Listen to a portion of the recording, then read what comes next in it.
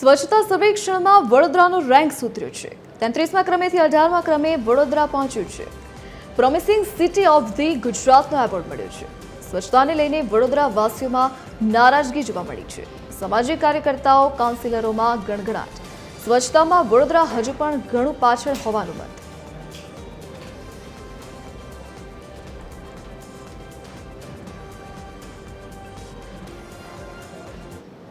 છે કે આ વડોદરા શહેરમાં કોઈ પણ જગ્યાએ ઇન્દોર કેટેગરી કે અમદાવાદ કે સુરત કેટેગરી જેવી પણ સ્વચ્છતા થતી નથી।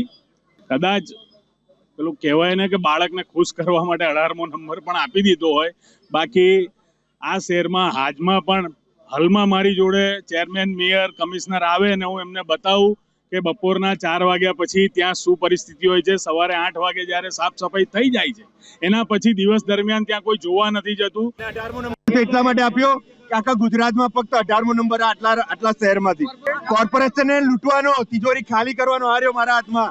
કોર્પોરેશનને વડોદરા શહેરની તિજોરી ખાલી કરવાનો પહેલો એવોર્ડ મળવો જોઈએ। ટ્રેનિંગ લીધી, ઇન્દોરથી લોકો આવ્યા, મોસ્ટ પ્રોમિસિંગ માટે એવોર્ડ મળ્યો, એટલે ઓન પેપર એમને સરસ રજૂઆત કરીને પ્રેઝન્ટેશન કરવા માટે એક્સપર્ટ્સ હાયર કર્યા હતા।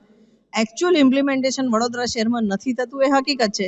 પહેલા એક landfill site most scientific landfill site હતી, એને મિસમેનેજ કરી, બીજી લેન્ડફિલ સાઇટ બની જ નહીં।